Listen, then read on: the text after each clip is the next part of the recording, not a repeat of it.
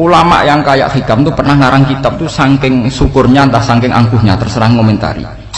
Kamu harus yakin bahwa di sisa hidup Anda itu tidak akan maksiat lagi. Sehingga kalau kamu ditakdir maksiat, anggap saja akhiru maksiatin kudirat alika. Anggap itu yang terakhir.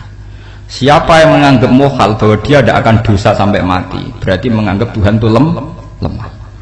Karena cara berpikir kita kan bayangkan hidup itu 40 tahun lagi. Misalnya saya sekarang umur 40, bayangkan umur kadang 4 tahun meneh. Sampean misalnya umur selawe, bayangkan selawe tahun meneh. Sehingga nganggap dalam durasi ini selawe tahun kok orang maksiat kan mohal. Apalagi sama sudah tahu maksiat itu bakatem, paham? Ya maksiat di kelas-kelasan, nak BG pacaran, nak wong iso mau-mau ya nakal, nak sing setengah soleh ya berbau proposal ya sesuai konteksnya dhewe-dhewe. Itu kan urusan masing-masing. ya itu kan urusan masing. Wae wakisabu ala wa, ngono ora ana sing roh wakisabu ala. Rombongan wali songo, mbok kangen wali songo, mbok golek selisih, wawahu napa alam. Sing roh pangeran tiap, mbok kangen wali, mbok golek selisih margin.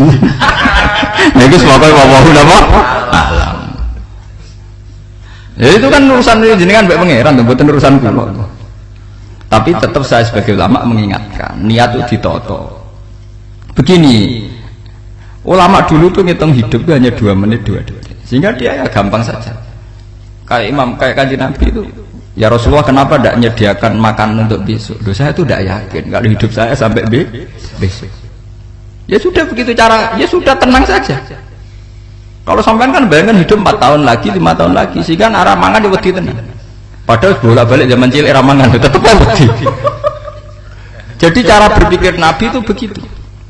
Begitu juga cara pikir sahabat, cara pikir ulama-ulama yang waras itu begitu.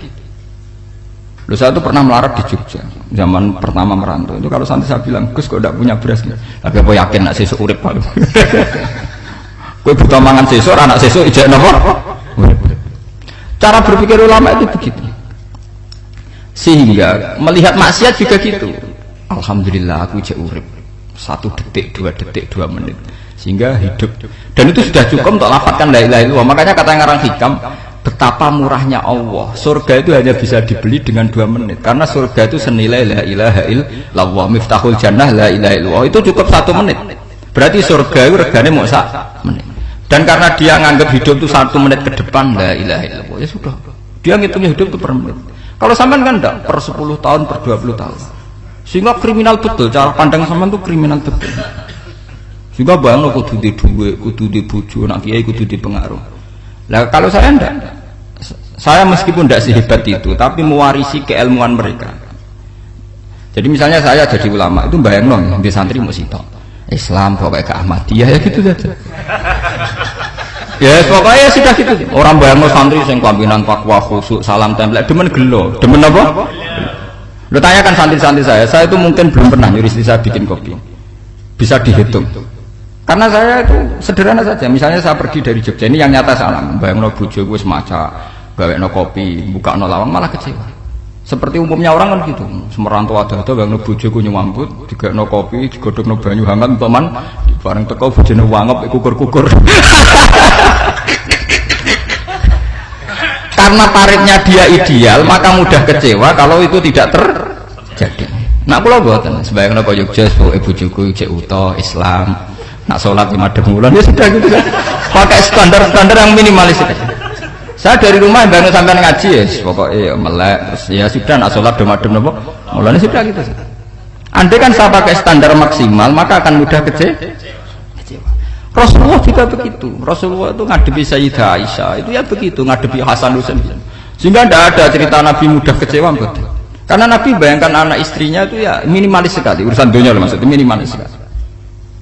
Misalnya Nabi pagi-pagi tanya, ya Aisyah apa ada sarapan? Enggak ya Rasulullah, ya idzan asumu, kalau gitu saya puasa. Kalau sampean usul-usul lah digekno kopi wong wedok opo gitu kan repot. Muni-muni itibak sunnah Rasul tapi enggak pernah sampean mendekati sunnah napa Rasul. Sehingga ya tenang saja Nabi. Saya tuh alhamdulillah bisa niru dalam gitu-gitu tuh bisa. Makanya ini kiai muda paling enjoy. Banyak kiai-kiai yang sepuh itu kalau urusan gitu konsultasi masa. Gus resep apa kain? Ini kula resep era dekaran apa? Juga saya tidak pernah bayangkan apa tanggaku seneng aku atau ora, sing ngaji aku kecewa, tidak pernah bayangkan. Sampean itu kan makhluk, tidak penting. Kecewa tidak kecewa itu tidak penting. Saya itu orang alim, ngerti ini warido kamat lubi, ora waridokum. Yang tak goleki ridane pengiran, ridane sing ngaji, ridane konsumen. Itu apa? Makhluk tidak penting. Itu harus dilatih. Harus apa? Sehingga orang itu kalau biasa sholat, maksudnya biasa ta'alluq bi Allah, mesti la'alla katardo, mesti gampang puas. Karena dia iktifa ngalap cukup be Allah Subhanahu wa ta'ala.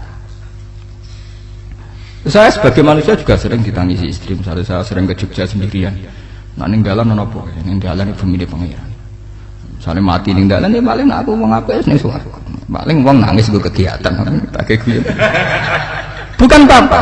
Ingin saya bahwa konstitusi ulama itu masih iktimat Allah.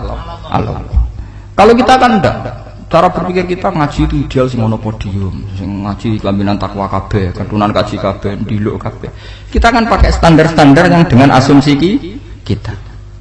Padahal Nabi dulu zaman sugeng al-iman hahuna wa yusiru ila qalbihi sadrihi salah satu iman itu urusan hati. Komitmen sampean be Allah Subhanahu wa taala. Nah ini resepnya. Makanya kata hikam liyaqillah ma tafrahu bihi, mesti yakinlah ma tahzanu bihi. Sedikitlah kamu gembira dengan satu hal, nanti akan sedikit kamu yang kecewa. Artinya misalnya kados kula sebagai ulama seneng kula nu kok ijek iman, ya kayak wong awam. Ya sudah gitu. Jadi misalnya suatu saat kula jatuh, yang ngaji saya gak semeneng dadi kupeding. Wong sing seneng kula bubar kabeh. Kula ora susah, miskola darah bener. Gus saiki jenengan ora sing seneng. Ya tenang saja. Sing ora seneng ya makhluk-makhluk ora jelas. Dan status mereka tetap la yadurru wa la yang ini harus dilatih. Sehingga Nabi itu ya meskipun beliau itu perang, sahabatnya meninggal, ya tenang saja. Nabi cara berpikir yang meninggal mereka mati syahid, yang masih hidup dianggap berpotensi melakukan kebaikan. Sama tak warai resep-resep dari Rasulullah SAW. Saya ini sebetulnya memaksa, menjelaskan ini maksa, karena saya inginnya jadi ulama yang kayak umumnya orang.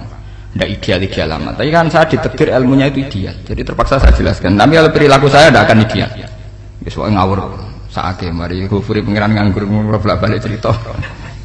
Ada seorang wali, karena dia wali itu doa di multazam, ya Allah saya ini minta satu hal. Karena dia wali maka tidak minta uang, tidak minta jabatan, minta engkau takdir saya tidak pernah maksiat. Itu kan bagus sekali, minta doa ditakdir gak maksiat kan ada. Dari pengiran malah jawab. Fa'ena adau kufran. Karena tahu maksiat malah sifat ghafurku tak ada kok endi. Gamane pangeran kan sifat ghafurku rak nganggur. Malahnya tidak ada orang selain Nabi kecuali ditakdir tahu maksiat. Dan sifat ghafure pangeran efektif. Paham napa? Lah sampean kan ghafure mbok nggo kabeh. Dadi karek sadidul iqab. Karena maksiate sampean wis sering. Jadi sifat ghafure wis berlaku aktif. Saya karek nunggu sifat sadidul iqab. Paham ya? Itu beda dengan wali-wali. Sifat sadidul iqab mau aktif mereka tidak punya dosa. Malah pangeran bingung gak kok sifat ghafure. Apa tak kok ghafur atau dosa. Didakoki sadidul iqab gak tahu maksiat. Jadi pangeran malah sing bingung. Nak kowe ora tau maksiat ghafur kok tak dakoni. Kok ora tau maksiat, wong iku ora tau apa? Didakoki sadidul iqab gak mungkin ora tau maksiat. Lah pangeran ape dakok ghafur kan syaratnya dosa sik. Sampeyan kan walian. Ghafur wis dintekno. Keseringan kepake, paham ya?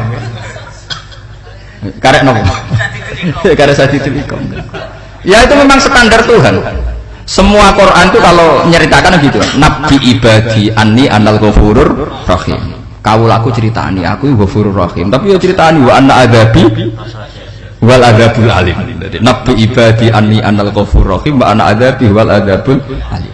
Kalau Nabi Ibrahim, Nabi Muhammad kan inna rabbaka lasariul iqab. Pangeran cepat nyiksane, tapi wa innahu laghafurur rahim. Jadi dua sifat ini pasti aktif.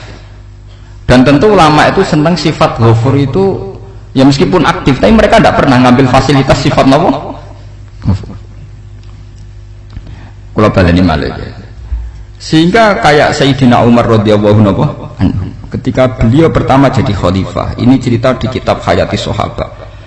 Pertama dia jadi khalifah, orang mengira dia akan ngomong hal-hal yang besar, visi besar tentang negara, visi besar tentang izzatil Islam wal muslim.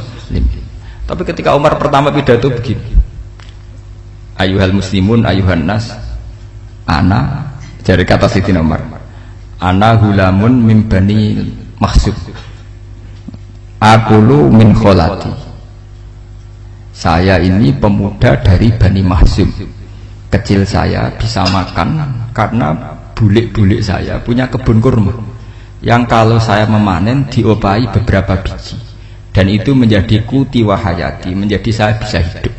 Terus wassalamualaikum warahmatullahi wabarakatuh.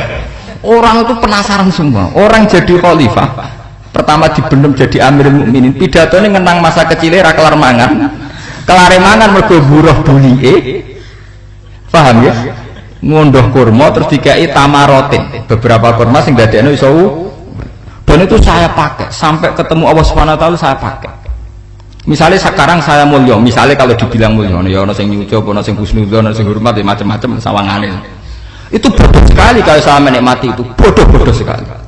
Paling banter nikmati dicucup, dihormati itu apa? Tapi kalau nikmatnya bisa makan saat itu tuh nyawa. SBY jadi presiden prestasi, Gus Dur jadi presiden prestasi, tapi umpama presiden tetap mangan. Prestasi tertinggi adalah bisa makan selisat dirumki gojogonyo. Makanya Umar mengingatkan, sebetulnya nikmat tertinggi saya itu tidak saat saya jadi khalifah, saat itu kok aku iso mangan, cara gak aku mati. Paham ya? Itu luar biasa. Kita ini kan menjadi angkuh karena ngitung nikmat itu yang besar-besar, punya prestasi, punya. Kalau saya enggak ngitung nikmat ya kelar mangan gak mati, kan gampang. Sehingga saya tidak mudah kecewa karena tarifnya minimalis, gak gampang apa? Jadi misalnya kalau kapan-kapan kok berhubung, Gus ini Tuhan rasanya jenengan ngeten-ngeten. Oh makhluk itu ya gak apa-apa. Kalau disetatuskan kiai kan seakan-akan ngomongnya sakral, seakan-akan mandi. Tapi tak status, oh makhluk itu ngomong ngono ya sudah kan. Menjadi ringan kan kalau distatuskan sebagai apa? Makhluk. Tentu makhluk statusnya la yadurru wala yanfa. Nah, di sini ini pentingnya orang-orang ahli tauhid tentu tidak punya kesusahan. Innal ladzina qalu rabbuna Allah tsummas taqamu. Itu mesti tidak ada kesusahan sama sekali. Misalnya ulama-ulama dulu mau mati, ya tenang saja. Mati kedua itu mati paling menantang, menyenangkan sekali. Karena mati yang seru itu mati zaman Al-Adam. Misalnya saya kelahiran tahun 70, tahun 40-50 kan belum ada saya, itu mati yang sejati karena Al-Adam. Kenapa? Al-Adam tidak ada. Mati yang nanti itu mati yang petualangan, karena saya mati setelah menyaksikan kekuasaan Allah, setelah husnudzon sama Allah, sehingga mati yang menuruti kerinduan akan ketemu sang kekasih. Makanya Jalaluddin Ar-Rumi ketika mau meninggal dan orang-orang muridnya nangis, dia marah-marah. Hei murid-muridku, betapa bodohnya engkau. Saat kayak ini yang saya tunggu. Saya sudah menyesal berpisah sampai Allah dat cinta seneng. Aku kecewa waktu makhluk-makhluk kaya kowe. Saiki wis wae aku goleki kholik dat cinta senengi malah mbok tangi. Cek bodone kowe. Saat-saat cinta enten-enteni malah mbok tangi. Betapa aku lamanya menunggu kematian ini. Mergo hidup itu keterpisahanku mbek Allah. Kemen ketemu kowe jare. Mulane Jalaluddin Rumilah yang mengistilahkan mati itu malam pengantin. Makanya fal'an awanul firaq minkum wa awanul wisol bihabibi. Ini saat yang indah karena ketemu dengan berpisah dari makhluk-makhluk yang tidak penting menuju sama habibi kekasihku. Jadi yang mengistilahkan mati itu malam pengantin. Semenjak istilah itu populer sehingga di Jawa ana ngipi dadi nganten takwilane mati. Itu filosofi sufi ya, filosofi napa? Lah niku tenan. Begitu juga sahabat-sahabat dulu. Bilal itu mau meninggal, anaknya do nangis. Bilal lagu ya. Ditanya sama anaknya, "Kenapa anak-anak kamu nangis?" Lah jenengan badhe kapundhut. Aku malah seneng nang mati. Hudan nalqal akhibah Muhammadan wa hisbah. Aku nak urip ketemune mbek kowe terus. Malah nak mati ketemu Nabi Muhammad. Hudan nalqal akhibah Muhammadan wa hisbah. Nah, dengan cara pandang begitu maka hidup itu enjoy saja. Nah, saya sebenarnya keberatan pakai kelas ini, keberatan karena saya harus ngulang sampean-sampean itu. Ya makanya potensi kayak saya tentu mengurangi jadwal ketemu. Makanya saya mohon kalau tidak penting itu jangan sungkan. Anggap saja itu bagian dari hormat saya. Ya minimal sampai anak misalnya di dua saya ketahui gue jajan pentolan anak lah apa mau gue suwan bareng malah repot. Bos ganggu wong anak peleleran pak. Nah misalnya sampai kepentak kok hukum, Wong ora pinter hukumnya takokane ya ringan, takok kiye tanggam paling iso. Karena pertanyaan yang ringan tentu ya ringan-ringan saja kan. Gak perlu kiai kaliber. Sampeyan ora usah GR. Kula pertanyaannya angel Gus Kano sing iso jawab. Wong nak ra alim tahke, iku pertanyaane ya ora pati mutu. Iku wis kangelan ngoten. Ini mboten ngenyek tapi padha enak. Padha apa? Makanya kalau latih, jadi hikam sendiri itu ada manhaj, ada metode. Kalau orang supaya tardo, liyakil lama tafrohubi, yakil lama tahzanu. Anak saya itu kalau habis main pulang, itu saya senengnya pol. Istri saya pernah jangan. Gus, anak mulai senengnya dik piro-piro, anakku gelem mulai nih ngomah. Misalnya minggat terus biye. Saya itu anakku lo main mulai itu seneng. Piro-piro anakku mulai nih ngomah. Dipanggil anak saya bapak itu senengnya tak boleh. Piro-piro ada saya manggil bapak. Jadi saya pakai standar minimalis kan. Saya tidak pernah pakai tarif. Dia anak yang ideal dihormati orang. Sampai anakku sujud nih pangeran, ngerti pentingnya mau tasbih. Makanya anak saya tak namakan tasbih semua. Itu ya sudah. Saya tidak pernah bayangkan anak saya jadi kayak besar dihormati cuma. Mari gampang kecil. Ya, sekolah kan Sayyidina Umar. Saya pemuda dari Bani Mahzum. Yang kecilnya bisa makan karena buruh bulikku. Akal tuh tamarot. Wah itu saya baca tuh nangis. Betapa hebatnya Sayyidina Umar. Mengingatkan ulang bahwa nikmat tertinggi itu ya makan, karena makan kaitannya nyala. Orang jadi bupati enggak jadi bupati tetap makan. Jadi kalau ngatain saya tarifnya minimalis sekali. Oh, kalau orang sudah makan gitu lah Allah katar mudah sekali. Tapi kalau sampai tarifnya ideal harus di mobil kudu sangune akeh. Mosok gue mobil gak sangu akeh. Barang gue sangu akeh kudu gue penderek. Mosok kere lunga wong sugih kok lunga tanpa penderek. Barang pendereke maju. Mosok ora kena dikeloni ya, itu malah repot. Akhirnya gue wong ayu, anak selingkuh dijar-jari sing itu malah perkara meneh. Yo ruwet nuruti tahapan-tahapan duniawi Makanya resep kalau ingin seneng tuh kon sholat. Maksudnya sholat tuh dihayati secara tauhid ya. Dihayati secara tauhid. Misalnya inna sholati wa nusuki wa mahyaya wa mamati lillahi rabbil alamin. Itu akan pasti Allah katardo, pasti mudah melihat alam ini ridho. Ini satu sekelumit ya, dari resep seorang ulama yang saya meniru beberapa di kitab Hayati Sahabah, di kitab Hikam, dan meniru terutama semuanya sanad dari Rasulullah Shallallahu Alaihi Wasallam. Makanya suatu saat Nabi itu kagum. Abdullah bin Mas'ud itu jalan-jalan dan dikawal oleh beberapa malaikat. Terus Nabi itu heran. Ya Abdullah, kenapa malaikat itu selalu mengawal kamu? Terus kata Abdullah bin Mas'ud, ya Rasulullah, inilah akhtu khutwatan illa wa azunnu alla akhtu wa ukhra wa ma akaltu luqmatan illa wa azunnu alla alqamu ukhra. Saya itu tidak pernah melangkah kecuali saya tidak pernah yakin apa betul saya bisa melangkah lagi. Jadi perlangkahnya itu dia iktimat Allah.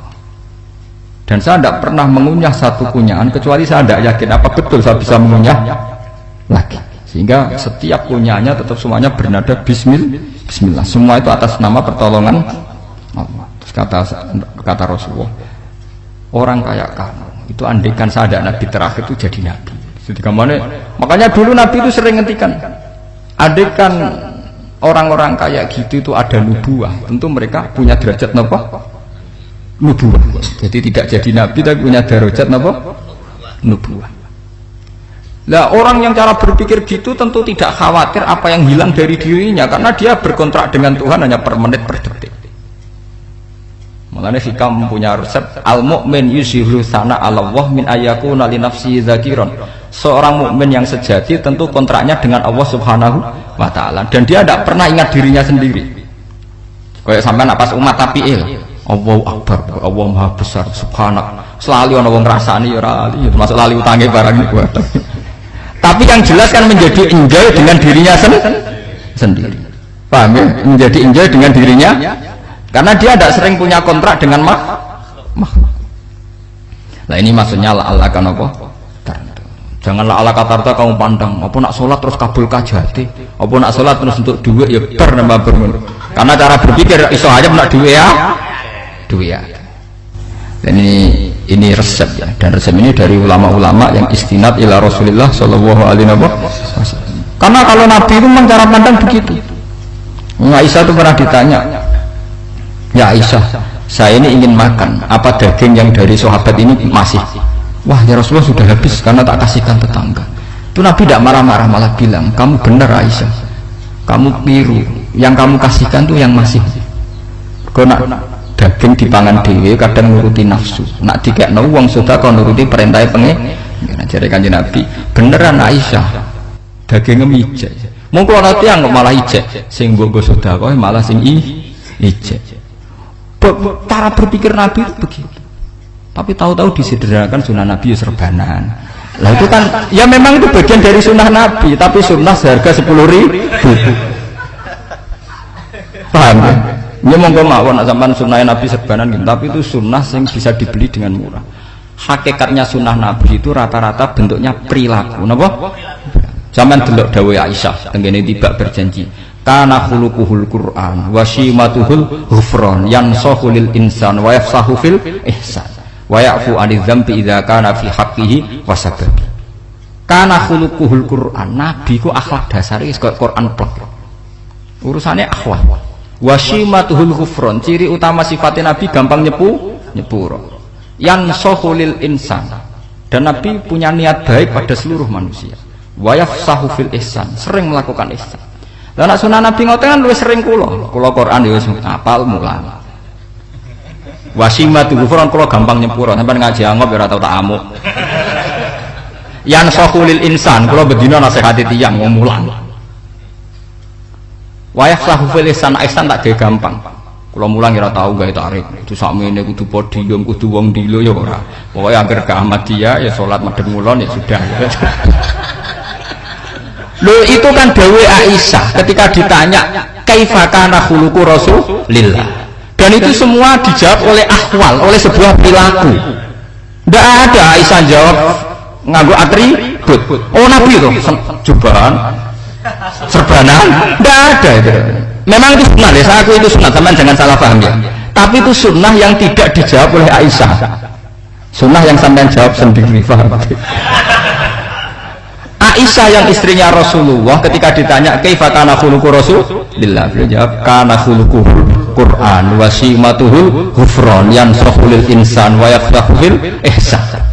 Semuanya akwal wa ya'fu 'anil dzambi idza kana fi haqqihi wa sababi wa idza biya haqqu wa lam yakun li ahadi marra'ahu badihatan haba wa idza ta'ahu miskinu ajaba yaqulul haqqa walau kana murra wa la yukmiru lil muslimin hisaw wala dur. Semuanya itu akhwal, satu perilaku sosial. Saya mengakui kalau serbanan sunat, ya saya ngakui. Tapi sunnah wis berubah. Karena saya mewakili yang akhwal tadi, yang apa? Lah mungkin kok sampeyan monggo kalau untuk ngisi sunnah. Tapi boleh adil itu. Ini bukan kritik buatan yang meyakini serban sunat kan sudah banyak dan itu bagus. Tapi cobalah juga meyakini ahwalu Rasulillah. Makanya mansana sunnatan itu rata-rata ulama maknani siapa yang ikut sunnahnya Nabi. Rata-rata ulama nafsir ahwalu Rasulillah wa af'alu, perilaku sosial Rasulullah. Makanya terusannya wa idza da'ahul miskinu ajabah, kalau dipanggil orang miskin ya datang.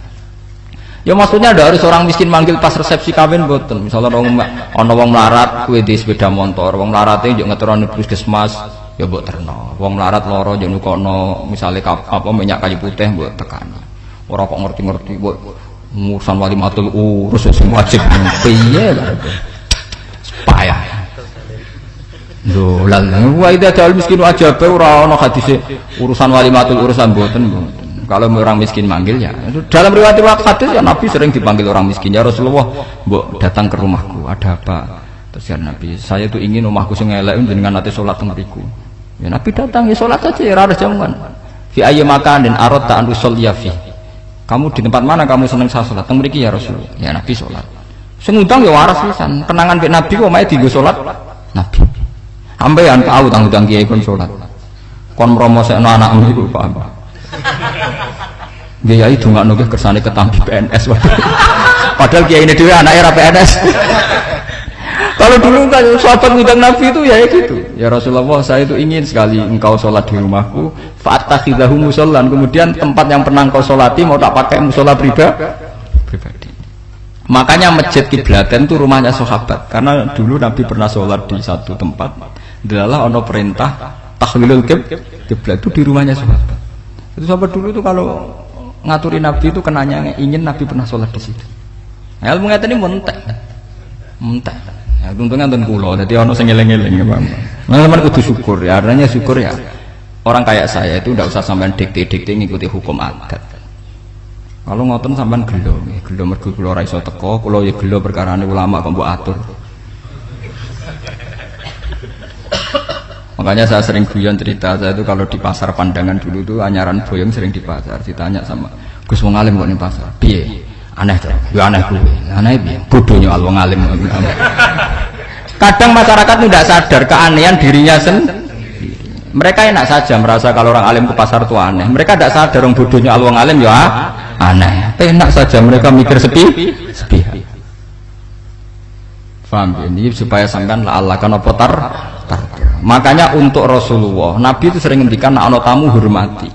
Tapi etika mertamu di Rasulullah itu walakin idza du'aitum. Mertamu Nabi itu nunggu ditimbali. Walakin idza du'itum du'iya mabni majhul. Ketika kamu ditimbali faqul.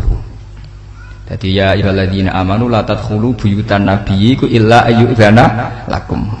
Jadi untuk sowan Nabi itu nunggu dipanggil. Meskipun sahabat tuh rindu Nabi, tidak berani sowan ke dalamnya Nabi. Kalau ingin ketemu Nabi di barno pas sholat jamaah, karena Nabi pasti keluar di masjid. Andai kan Nabi lima tamu di rumah, ya ora sida dadi Nabi. Amen nampa tamu. Makanya la tadkhulu buyutan nabiyyi ku illa ayyudzana lakum, kecuali kamu dapat izin. Nunggu dipanggil. Wa idza du'itum kali dipanggil lagi ya sudah begitu. Tapi sekarang itu ya sudah begini. Ini kulo cerita ilmiah saja. Saya tidak punya kepentingan apa-apa. Ya kepentingan kulo ben ra mbok tamoni jujur mawon. Cuma guling-gilingan dulu itu kalau sahabat itu ketemu Nabi pendak sholat sama pendak ngaji. Paham ya? Jadi saya memilih sikap begini itu bukan tidak saya pikir. Tapi kalau ada kiai lain yang beda dengan saya tidak apa-apa. Kalau ulama lain beda tidak apa-apa. Justru seninya rahmatnya umatnya Nabi itu istilafu aimati rahmah. Khilafnya umatku itu rahmah. Mulane aku khilaf ben rahman, aku podo kan gak sido khilaf.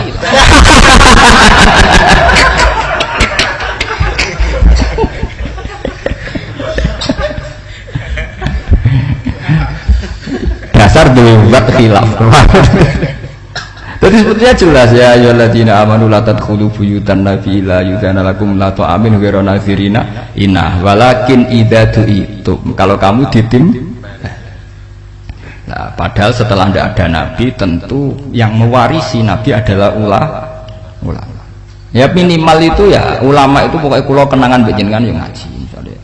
Kenal Gus Ba ya kenal nabi pas ngaji ya sudah gitu. Sahabat kenangannya sama nabi ya gitu. Nabi roh jeneng ora cuma aku betina jamaah ben Nabi. Ya sudah gitu kenangannya. Yang kenal Nabi ya sahabat papan-papan atas ya. Makanya sahabat itu ribuan tapi pancet sing muncul ning hadis Abu Bakar, Umar, Utsman, Ali. Karena yang lain memang enggak kenal, hanya ikut sholat, ikut ngaji. Jadi ya enggak ada memang enggak tahu muncul ning apa? Hadis. Muncul jam'un minas sahabat. Munculnya rombongan.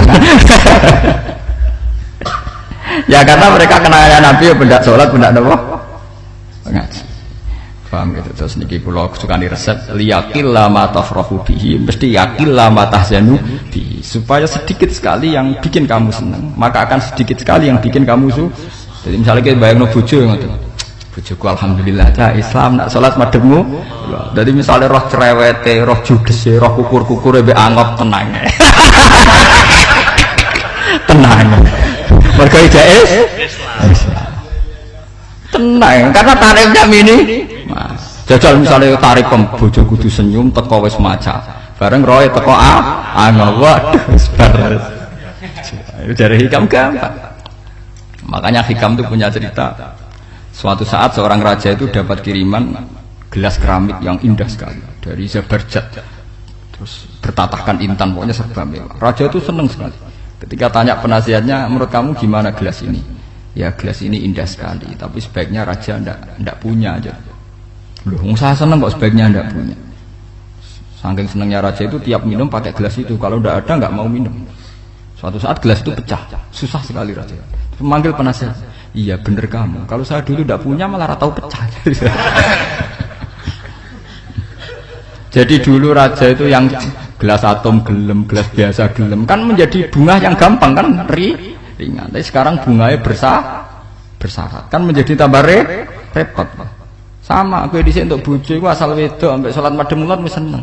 Tapi setelah kamu pakai tarif yang macam-macam kan tambah senengnya ngenteni macak, ngenteni ramah, ngenteni servis kan repot. Tapi ya kula bojo kula sering janggal. Kepengen kula niku ngamuk, iki kula bilang ngamuk opo kowe Islam apa? Kowe ya rohku ya Islam ya salat, ketoke madhep wulan nang ngamuk urusan opo? Ya aneh, cara berkeluarga saya aneh, tapi aneh yang waras. Timbang sampean umumnya orang umum tapi tidak bener. Karena tarifnya kebanyakan. Nah, itu jenis apa? Liyaqil lama tafrahu bihi, mesti yaqil lama tahzanu.